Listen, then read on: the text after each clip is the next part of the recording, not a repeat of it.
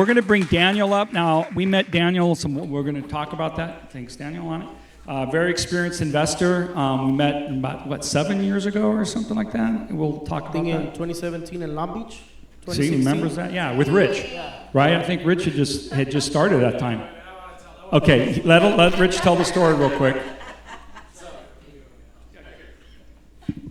So, when I first started doing this, and Evan convinced me to come out from Phoenix, to move back from Phoenix and go and start doing real estate with him.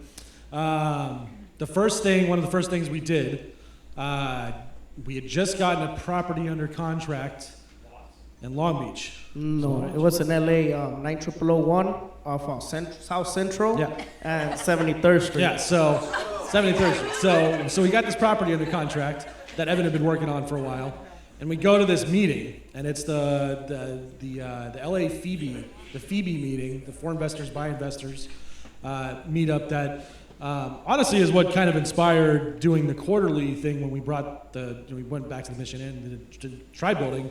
Was this very first meeting? It was the very first RIA meeting that I ever went to as a new trying to be investor, and the first guy that I met the first night was this guy right here. And we started talking, and he's like, I'm looking for this. He's like, I want something with this around this area. And I was like, hold on, you need to meet Evan. So I went and found you, connected them, we all started talking, and we did the first deal that we ever did. As an investor, the first deal I ever did was we wholesaled the house to him. And that all came about from doing a networking meeting just like this. So lo and behold, 8 years later, I own one. and with that, I think didn't we close on that? Because I think that was the first deal we did with Gary. Yeah, I think that was the first deal we did with Gary too. It was the first time we did it in South Central.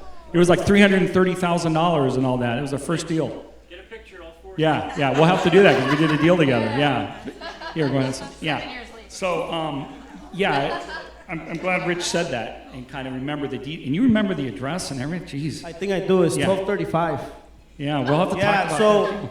Just to add on, because Never sold it. I know. No, hold on. I think,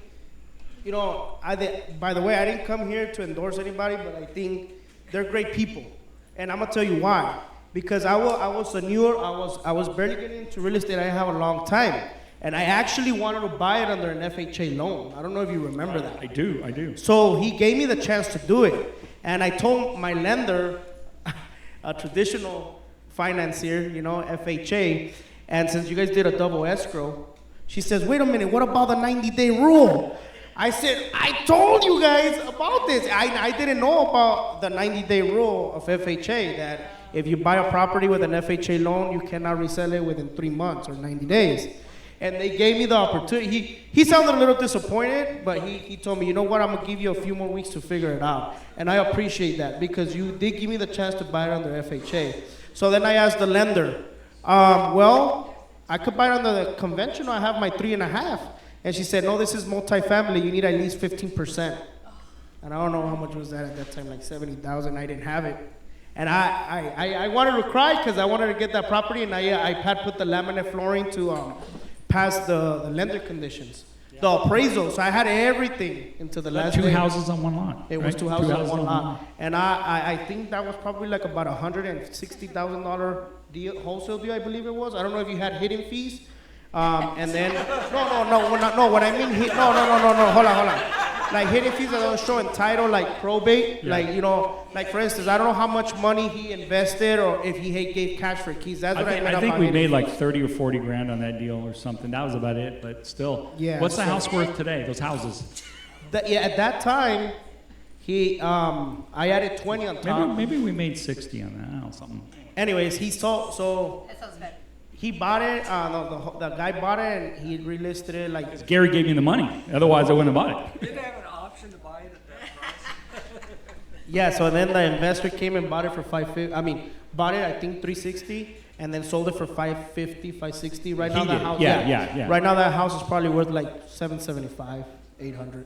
Oh, okay. I'm glad I didn't keep it. No, I'm kidding. Yeah. All right. Okay. Did they add a third unit to it as well? No. No, it was a duplex. Okay. All right. All right. I kept thinking they would do that. All right. Well, we all start somewhere, right? And so that was one of your early deals then. Yeah, And Richard's and Gary's. We got a threefer. Yeah.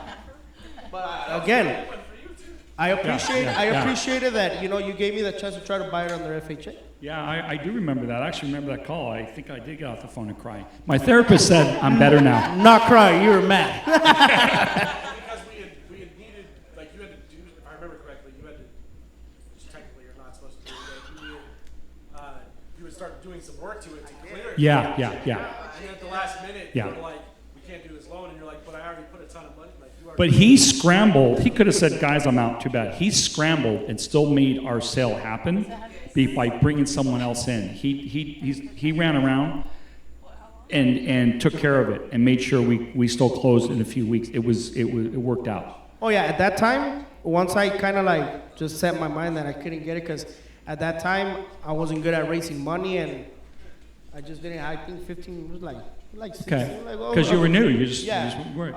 Is that I made a call. I called 3 investors. I sold that deal in like 30 minutes. 30 minutes. 3 calls. That sounds like a lot of work. I did more work. Did the phone get heavier each call? No, my arms did, because I was doing landscaping work and everything. sounds like you sold it to me. At that time, you sold it good. We did not know, and I still don't know it, the LA market. The people I call, you guys, hey, Evan, I got this thing in LA. Guess who I call? Daniel. My other guy I call is Eddie. Those are 2 of the guys out in LA. I go, hey, is this a good thing? He's like, Evan, stay away from that neighborhood. Or, hey, yeah, I'll do it. Cash for keys is when you negotiate with the tenant. You know, you negotiate. Hey, if you leave under certain days, I'll give you some money. Yeah, so you don't have to do a formal eviction. Tell you what, I can give you, $500 if you leave this Saturday. A tenant or an occupant. It can be an occupant. It can be an owner.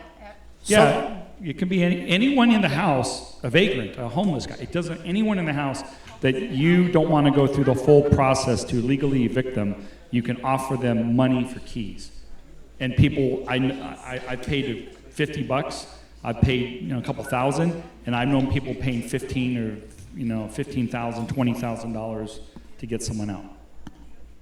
Right. Yeah. So, good question. All right. Well, let me ask you something. Your background. Why don't you tell me a little bit, real quick, on what were you doing before? You're an agent. You're a licensed agent, and were you back then, 7 years ago, 8 years ago? Where you had been an agent for a while? You were brand new as an agent and as an investor. What did you do before that? No, I started as a wholesaler. So I got into A recovering wholesaler? What was that? A recovering wholesaler? All right. After that deal. Okay. All right. So continue. I started with wholesaling. I read the book Rich Dad Poor Dad.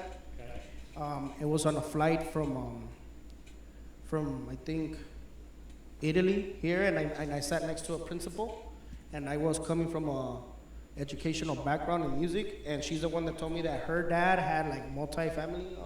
Her dad had a lot of property, and she said if you want to like get some, just learn a little bit, read the book Rich Dad Poor Dad. And it's funny because I bought it off on Amazon, and like 3 days later on Facebook ads, I started getting these little ads. Come to this free event. I went to that free event for 4 hours. Next week we'll have another one, $200, 3 days, and that's when they teach you everything. And in that time, the cheapest package was about $35,000, and the premier package was $150. And another, again, I'm not endorsing. 150? You mean as in $150,000? $150,000. Yes, Wait, how much is a membership here again? Exactly, and then Yeah, $50 a month, I was 59. right now, the education that you guys are getting here, it'll be so valuable and it's so cheap because I paid about. Yeah, you paid a lot of- yeah. Not yet. We did the $30,000 package with a partner at that time, and 50-50. Did it pay off for you though? It did. Okay, see, so again, you got to decide that. There's a lot of things out there, and there's a lot of expensive packages, and some, you know, we can't say some are good, maybe some are not, but I'll tell you, it's if you work it, all right? If you work it and you take action, because if you don't, that's when they don't pay off, no matter what you spend. Okay, so keep that in mind. So anyway, you did that, and that was kind of how you got started. Well, then, how did you become an agent then? The reason I decided to get my real estate license is because when I started wholesaling, I became, for some reason, land development deals started popping up. And that's when I started wholesaling land. But I'm not talking like rural area, I'm talking about in South Central, South LA, Compton, Watts, Mid-City, Long Beach area, those stuff. So you'd see like an empty lot, or someone would call you, get rid of this, or was it a beater house, or what? I mean, how'd you get into land? In between. So basically what happens is that developers, for the most part, they prefer having the most messed up house, I'm not trying to recur, like the most messed up house, so they can go get a hard money loan. Because the house is already there. Yeah, okay. When it's land, there's not a lot of hard money lenders out there, and if they do, they require experience, and they require anywhere from 35 to 50, 60% down payment. So my first deal as a land was a vacant land off of Firestone Boulevard in Compton, and I wholesaled it. So then the guy told me, hey, I'm gonna list it soon. Well, I was like, okay. So I thought to myself, well, why don't I get my real estate license? So that's the reason I got my real estate license. So I did like 3 wholesale deals of the land development, and then I went and got my real estate license, and my first listing was like a new development deal. Okay, so let me ask you real quick, those wholesale deals, what'd you get for one of those land, like wholesale fee on that back then? Yeah, my first one was 15K, 10K, and 25K. All right, so nothing, not bad, nothing to sneeze at. That's, you know, what did they sell for when someone developed them later? My first duplex, that one, the land I sold it for 150, I think. I had it for 135, 150. We put it on the market, sold it for 860.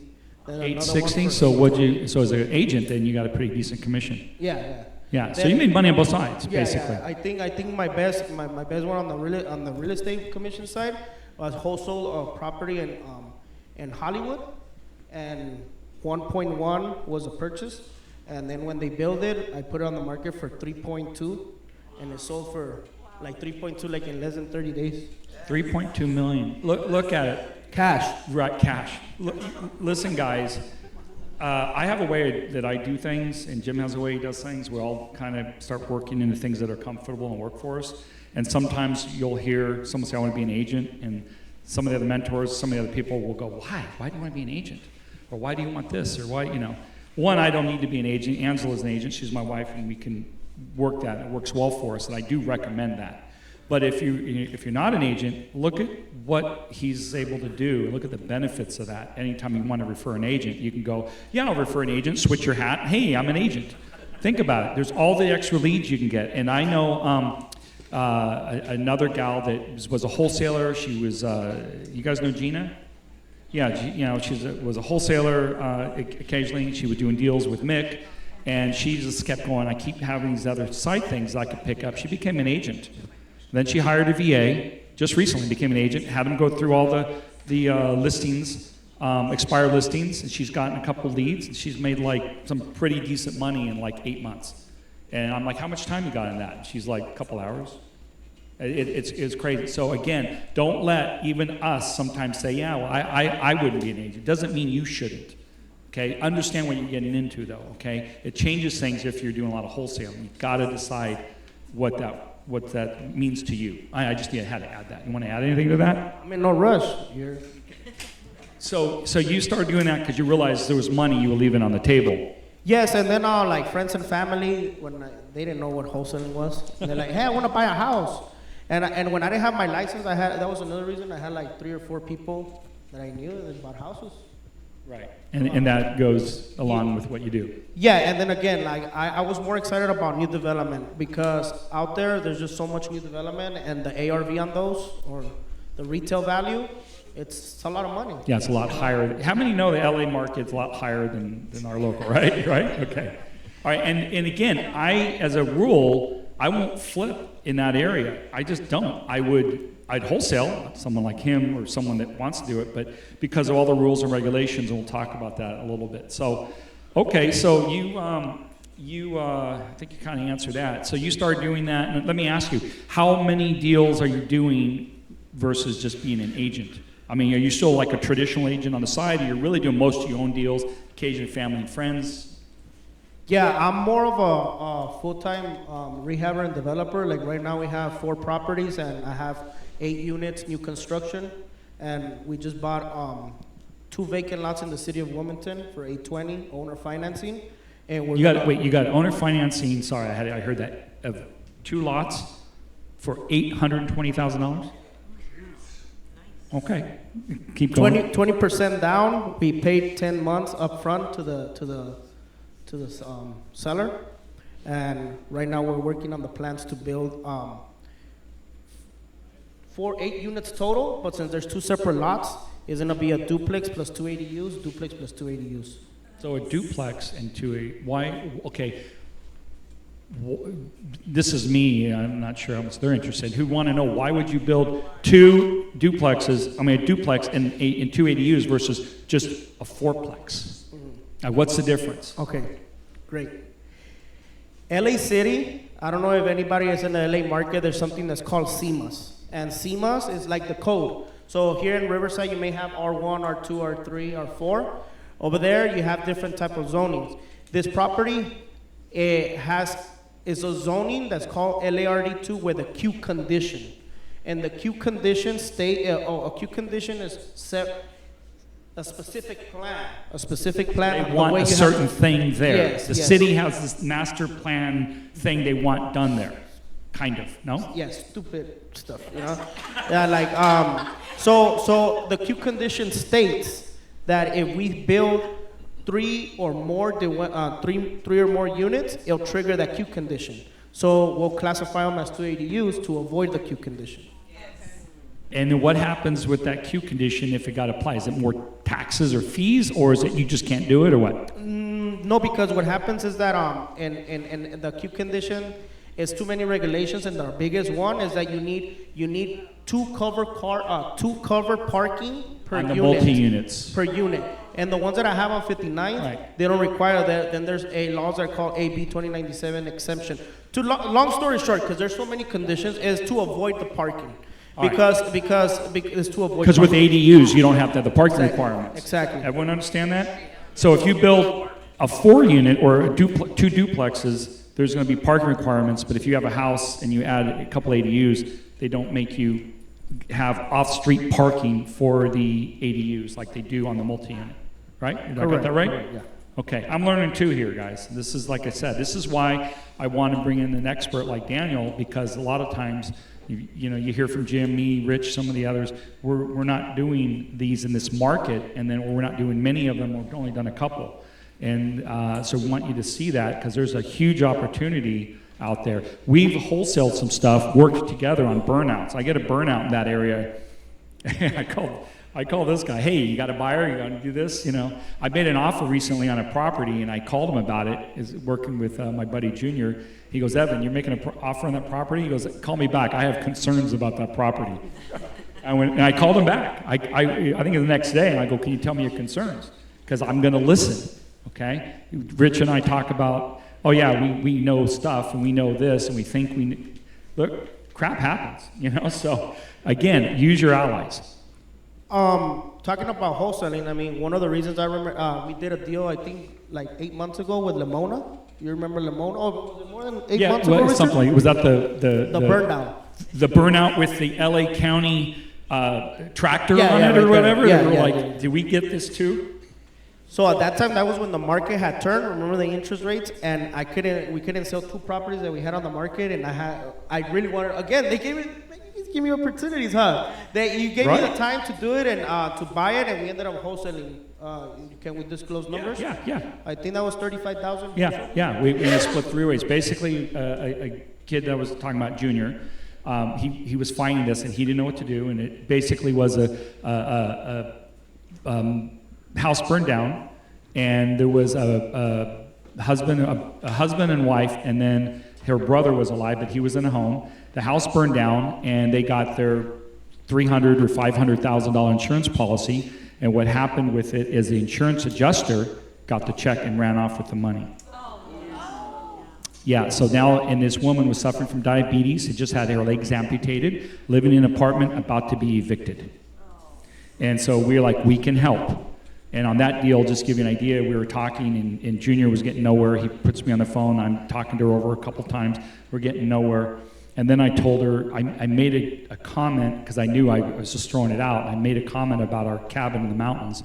And I said, yeah, well, like what you're doing this weekend, because I just changed the subject. And I started talking about my cabin in the mountains, that there was this tragic murder years ago on, et cetera. And she is a paranormal freak. And she was telling about, we spent 2 hours on the phone, and we wrapped up the deal like the next week. So let me tell you, you just don't know what's going. And so we got that deal. And again, it's a burnout. I'm not going to deal with it. It could be split. The lot could be split and all that. I called Daniel and go, what do you got? So we worked together on several projects and got that done. And well, like I said, we got that done, solved their problem. Right? That was a good one. Yeah, and again, I wanted to purchase that one too. And at that time, I had 2 properties stuck in the market. No movement. We kind of lost on that deal. Because when the market changed, when the interest rates started shooting up, everyone had price shock. Oh my God, it just jumped up. So remember, this type of stuff happens. Let me ask you something real quick. LA, why? I mean, you grew up in LA. Is that why you work in LA, or you wanted to do LA? Well, yeah. I mean, that's where I used to live, and that's pretty much the main reason why. And is it LA City mostly? You mentioned places all over. Are they all LA City? I focus in areas that are like in the inner city. I have a flip in Watts right now, and I have 2 flips in Inglewood. So I'm from there, and I go up and down. And then the new development, it's over there in by the property it's actually on South Central as well, on Central and 59th Place. Okay. So you're on the one-way streets. Okay. And you're finding that you like those areas. Yeah, I do. It's a very hot market. I love that market. And like I said, anything near LA, like, so I don't think I'll pass like La Puente, and I don't think I'll pass like not even like closer to like Magic Mountain, like Valencia, like not even the Valley. That Lamona was just a super great deal. Okay. So let me ask you. Obviously, you said you're a recovering wholesaler, and you became an agent. We kind of see why, but why? And you were wanting to do flips, but you liked development. I mean, I am like want to stay away from development. That's just my thing. So what excited you on that, and what should people know if they want to buy development? Remember, development could be where you buy a lot and build something on it, or buy a house and remove it and add to it, or you adding ADUs to a house. That's development. It really is. You're developing the property to make it be worth more, or changing its use, or changing its zoning, or whatever you're doing. So development, how'd that work? And if someone wanted to get into that, how do they do that? Okay. What should they be aware of? Okay, well, you asked why development, why I Yeah. Okay, so for me, Los Angeles City has a very high vouchers for Section 8. So right now, Section 8 for the 5 bedrooms, they're paying about $4,900 a month. And the cost to build is so cheap. And I started as a wholesaler, and I have a lot of clients. I've probably sold well over 20 new buildings, and I just see how, as a wholesaler, I made my clients very rich. And when the rates were very low, the DSCRs were very low, they will build at a cost. They will kind of like the BRRRR model. If anybody knows what the BRRRR model is that basically you buy, rent, renovate, rehab, rehab, renovate it, refinance, and repeat, right? Yes. These guys were already doing it with like I guess they knew what they were doing. They just didn't mention it like that. And I'm never gonna forget what one of my investors told me. He said, "Why am I gonna pay you?" Because I kind of got a little mad because he gave me 3 listings. He ended up refinancing with the DCR loan. At those times the rates were like 4.2. Right. And I told him why. Then he kept them. Yeah, he said, you realtors are so expensive. I got to pay capital gains. I got to pay escrow and title. I ended up refinancing. I got 150,000. I got all my money back, 150K back. And I'm cash flowing like about 2,000 off of each. And, Right. And Because he bought a property, developed it, and made the value go up, and then the numbers still worked. yeah, so for me, I feel that new development out in LA is a very is a safer way. That's not working so well right now because of the interest rates. The DCR loans are pretty high, but nonetheless, the worst thing that can happen is you having your money stuck in the deal, and you know that's why I kind of would choose that route. The rents are so high, the cost to build is fairly cheap. Did you hear that? A lot of us keep saying the cost to build right now is sky high, and the cost of rehabs are sky high because they are, and we've seen it. But it's all up here because he goes, no, it's actually pretty reasonable. It's because another thing too, and to add on, is that as a flipper in LA, there's just so much competition, and like the big institutional investors like Wedgwood or like other big companies, because they buy in bulks. The smaller investor doesn't get a lot of a great deal. So like it's not it doesn't make sense for them to do 30K to make a 30K net. I'd rather sell a property as an agent and make that, you know. Without all the headache. Yeah, Gotcha. And not only that, but the LA City has a lot of incentives for ADUs. So for instance, you could do junior ADU, you could do ADU. And the way the market, Anyone know the difference between junior and the main ADU? Would you explain that real quick? Yeah. So again, I'm gonna talk specifically what I know about LA City and LA unincorporated areas, because every little city is different. So you may want to do your due diligence in other incorporated cities. Like I'm adjacent to Linwood, Southgate, Downey, and everybody has their own, you know, different things. But junior ADU states that you can. So if you have let me just break it down. If you have a 1,800 square feet home and you have a detached garage, you can pull permits, or you could file a plan to do the detached ADU and cut your 1,800 square feet home up to 700 square feet. So you essentially would have a junior ADU that it needs to be attached to the primary residence. So you could, and in junior ADU, you're saying you could take part of your 1,800, your 3-bedroom, 2-bath house, and make it a 2-1 and a 1-1 or something like that? Something like that. Okay. Richard, we won't step on your toes for that workshop. We're just, covering a couple things. Yeah, essentially, I brought that example because, I mean, if you buy a smaller house, it kind of doesn't make sense to, break it in half. Right. But junior ADU is attached to the primary residence. Right. And there's a size issue, like junior ADU is usually under 500 square feet or 499. 500, Okay. 700. 700 junior in LA City, yeah. And then Okay. after for instance, right now in LA City, you could do an ADU per building. So if I do per unit. So if I do a duplex, I could do 2 ADUs. Okay, because it's one per unit. Yeah, and we were hearing that a while ago, that some cities were allowing you to do that. I know of an area in San Diego, they were able to add 10 ADUs on the property, only because the city very specifically was allowing it close to a metro train station within like so many miles. They were allowing, so someone took a house and added 10 ADUs in the backyard or on the property. It's crazy. Every other neighbor is really upset, but that guy was really happy. So, Yeah, when you're half a mile away from a major from a major station, you can exclude parking. That's AB 2097, and you can do additional units. It's called transit-oriented communities. What he said.